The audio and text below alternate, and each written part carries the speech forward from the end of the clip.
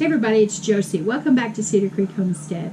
It's a beautiful day outside, and it's we're getting supper prepared, and I'm going to make a baking mix and teach you guys how to make this, keep this on hand in your pantry or your refrigerator, so that you always have this on hand. It's a one-for-one trade out for the store brand of baking mix, and you just substitute this for that, and it'll work just fine. You can make desserts with this, you can make casseroles with this, you can make breads with this. There are lots and lots of recipes that you can find online and in recipe books that uses this very thing. Any recipe that calls for that name brand product, you can use this instead and have it on hand.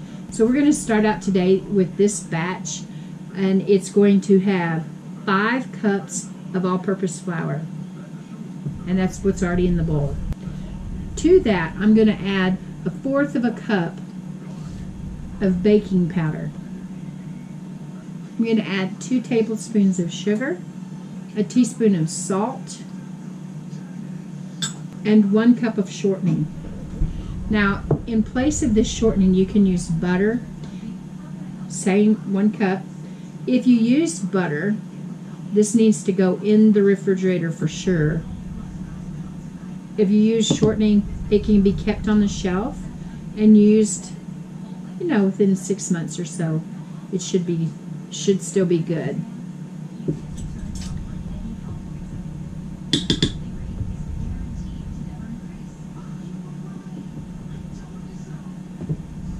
I'm going to begin to cut all of this together, and I'm going to start out with my fork and just kind of get it going just a little bit, and then I'm going to switch to a pastry cutter. You could use a blender if you want to, food processor, but I'm just going to do this real simple here. You're just going to cut this all together until it's all incorporated and you don't have any big pieces of shortening. You don't want that. You want to keep going till you can get it smaller.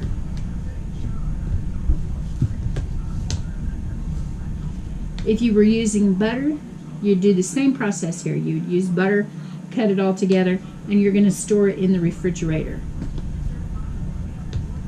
and take it out to use it to make biscuits or pancakes or any of the recipes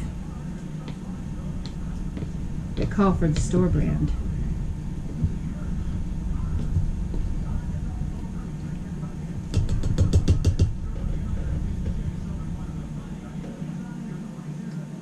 And that looks pretty good.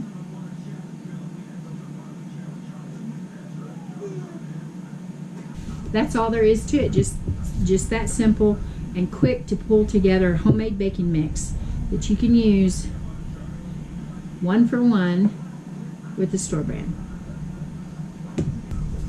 Now for recipe 2. I'm going to be making a dessert for after supper tonight. I'm going to make a brownie using this baking mix. And the very first thing we need to do is put 1/4 of a cup of butter and 2/3 cup of chocolate chips in a microwave safe bowl and microwave it until it is melted and smooth. Now what I usually do is put it on for about a minute and then take it out, stir it, put it back in. You don't want to walk away from it and let it scorch, and so I do it in small increments until it's ready to go. So that's the first thing I'm going to do, is put this in the microwave and let it melt. We'll be right back. The chocolate chips and the butter has melted, and that bowl is hot. Really hot. So we'll get those poured into the mixing bowl.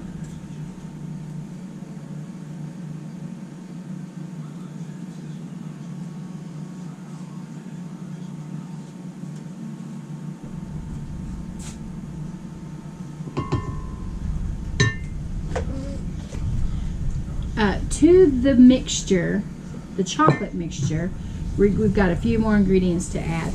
We're going to add a 1/2 cup of packed brown sugar, and a half a cup of regular sugar. We're going to have 2 teaspoons of vanilla,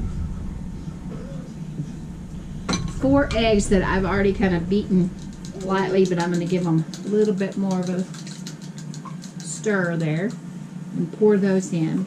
Now before we add the baking mix, we're going to get this stuff all mixed together.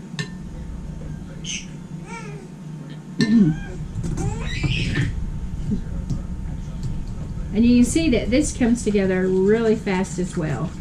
And when you're needing something as a dessert, you can make cobblers, you can make crisp, you can make cinnamon rolls. There's so many different things that you can do with this one baking mix. And help you pinch your pennies, help you stretch your budget. And these are ingredients that most people are going to have. If you have any kind of stock pantry at all, you're usually going to have all these items. The flour, the baking powder, salt, vanilla. And when you find out that you don't have any of that name brand when you find out that you don't have any of the name brand mixing, my goodness. Quiet on the set. When you find out that you don't have any more of your homemade, when you find out that you don't, when you go to your pantry and you don't have any more of your baking mix that you bought from the store and you don't have any time to run to the store, well, you can pull the ingredients together and make that real quick baking mix, and then throw this dessert or your supper together and things are just fine. Now, the baking mix is the very last ingredient that you need to for sure make these brownies, but you can add other things in. You can add walnuts in, pecans, you could add in some extra chocolate chips or whatever your favorite brownie mix-in is, and get them baked off. Now I need a half a cup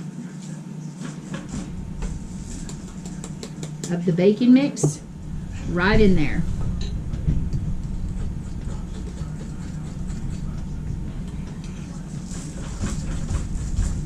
And it comes together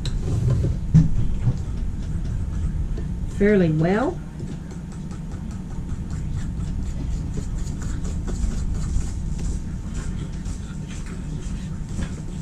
Now remember, there's going to be little tiny bits in there because they're shortening. Be the same way if you made it with butter. Little tiny bits in there, so it's not going to be totally smooth. But don't worry about that. As it bakes, it'll all incorporate together and it'll be delicious. And so with you don't want to overbeat this, just enough to get it all pulled together, and then we're going to pour it off into a baking dish. Now this particular recipe, you're going to use a 9x9. You can use an 8x8. It'll be a little bit thicker with an 8x8, and so you might have to bake it a little bit longer just to make sure that it's done in the middle. You can use a 9-inch round, and we're just simply, now I've sprayed mine with a pan spray, and I'm just going to pour this off in here.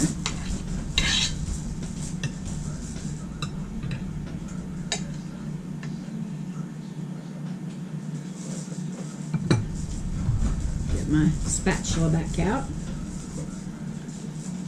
Get all of the goodness out of here. I have to readjust. I tell you, sometimes my thumbs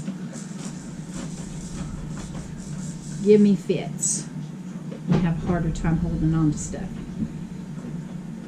Okay, so move that out of the way. I'm going to put this in a 350-degree oven for about 30 to 35 minutes. So the only thing left to do now is put this in a 350-degree oven for about 30 minutes. Check it for doneness. Don't over bake it. And you can see how simple it was to make the baking mix and to put the brownie together really quick and easy. And in about 30 minutes, we'll have dessert ready for supper. We'll be back when it's ready. All Okay guys, I'm back and the brownies have baked up. Now you notice they look a little bit gooey right there, and it's just the very top layer. The rest of the brownie is good and done, but Cheyenne really likes this. So we are doing ours just a little bit underdone, but I will tell you that this brownie makes a crust on the top, like a crumbly crust, and this is going to be just fine. And it took about 32 minutes or so for this brownie to bake up, and we'll enjoy that after supper. Again, simple. That bacon mix comes together and gives you all kinds of possibilities with it, from casseroles to cobblers to pizza crusts to biscuits. It's a way for us to save our pennies, stretch our dollars just a little bit, and look well to the ways of our household.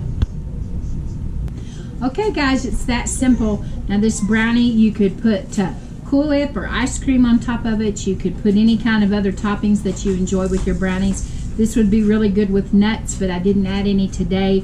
We've got mixed reviews on nuts, and so I left them out. But I hope you guys enjoy this recipe. And until next time, guys, this is Josie. I love you. I really do. Keep looking well to the ways of your household. We're gone.